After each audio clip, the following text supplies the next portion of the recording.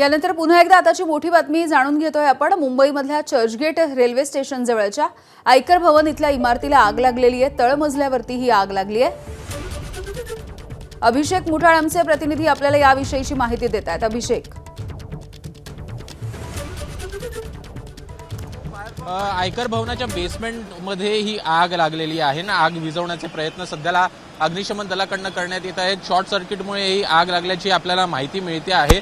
जवळपास घटनास्थळी 12 गाड्या ह्या अग्निशमन दलाच्या दाखल झालेल्या आहेत। आपल्यासोबत इथले प्रत्यक्षदर्शी आपण त्यांच्याशी इथं बातचीत करूया। कशी काय आग लागली, काय नेमकं झालं? हे खालचा बेसमेंट आहे ना, एकदम त्याच्यामध्ये सगळ्या सेन्सिटिव्ह केसेस ठेवल्या जातात आणि तिथे खास पोलीस अधिकारी पोलीस म्हणून त्या ठिकाणी बसवला जातो।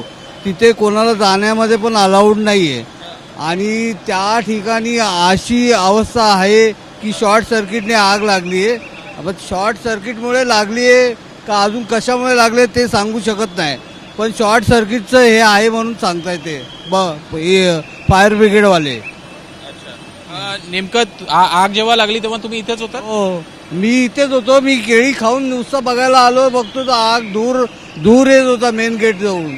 तर त्याच्यामध्ये वरच्या साईडला माणसं अडकली होती, त्यांना शिडी बॉम्ब आपण कॅमेरामॅनला दाखवूयात। आपण ते व्हिज्युअल बघू शकतो की एकूणच जे अग्निशमन दलाचे कर्मचारी आहेत जे रेस्क्यू करण्याचा प्रयत्न करताना आपल्याला दिसत आहेत।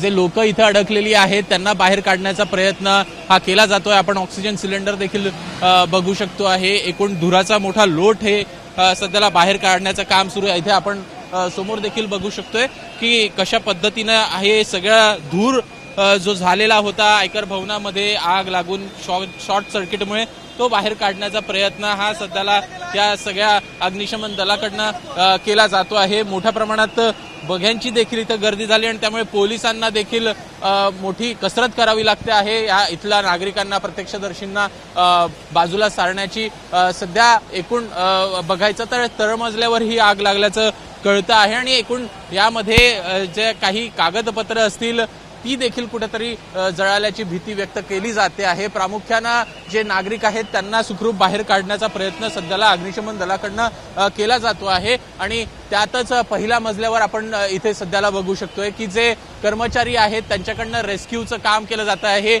एक जण आहे त्याला सध्याला बाहेर काढण्याचं काम हे अग्निशमन दलाकडनं आपल्याला होताना दिसतंय। अगदी अभिषेक, याचे अपडेट्स आपण वेळोवेळी घेत राहू। तर सध्या 12 अग्निशमन दलाच्या गाड्यांच्या वतीनं ही आग विझवण्याचे शर्थीचे प्रयत्न सुरू आहेत।